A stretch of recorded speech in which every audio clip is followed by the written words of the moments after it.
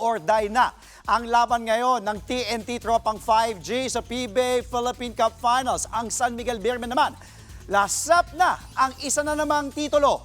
Live po mula sa Mall of Asia Arena sa Pasay City na sa frontline ng balitang yan. Si Ian Suyu. Ian, I'm sure exciting dyan yung mood. Kamusta yung parehong SMB, pati players ng TNT dahil crucial ang laban ngayong hapon?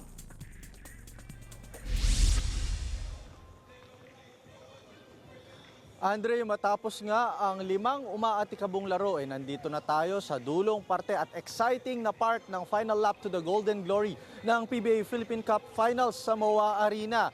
At ang tanong nga ngayon ng karamihan, tuluyan na bang makukuha ng San Miguel Beermen ang kampyonato o makakatabla pa at babawi ang TNT Tropang 5G?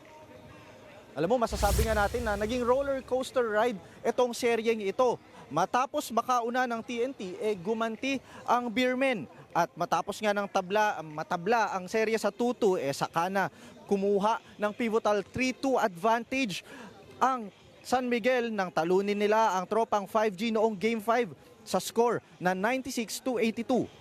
Tulong-tulong ang buong SMB core sa comeback win na yan with 7 players in double digits sa paunguna ng unlikely hero na si Rodney Brondial with 17 points and 15 rebounds. Tig 14 puntos naman ang inambag ni Junmar Fajardo at Don Trollano. Yun nga lang, isang pinoproblema ngayon ng San Miguel yung tinamong injury ni Fajardo noong nakaraang laro. Pero ayon sa kanya, papakiramdaman niya muna ang iniindang injury at determinado naman daw siyang sumabak sa court maya-maya lamang. Ang TNT naman, nasa must-win situation na. Ayaw kasi nilang manatili sa bangungot ng nakaraang All-Filipino Finals kung saan tinalo rin sila ng San Miguel noong nakaraang taon.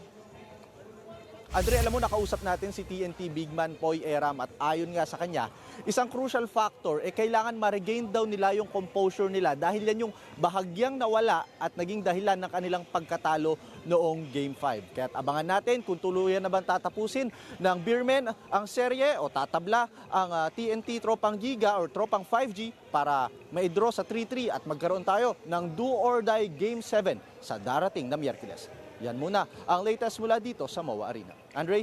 Alam mo, tama ka, Ian, kasi kung ako San Miguel, tapusin na lang ngayong Game 6. Pero, syempre, ang gusto ng mga PBA fans, Game 7, the best 2 words sa sports. Maraming salamat at exciting nga naabangan natin ang PBA Philippine Cup Finals sa Mall of Asia Arena sa Pasay City. Live, maraming salamat, Ian Suyo. Mga kapatid, Andre Felix po, iba na ang may alam at may pakialam sa panahon ngayon. Para po sa tuloy-tuloy na balitaan sa Frontline kahit weekend, mag-follow at mag-subscribe na sa social media pages ng News 5.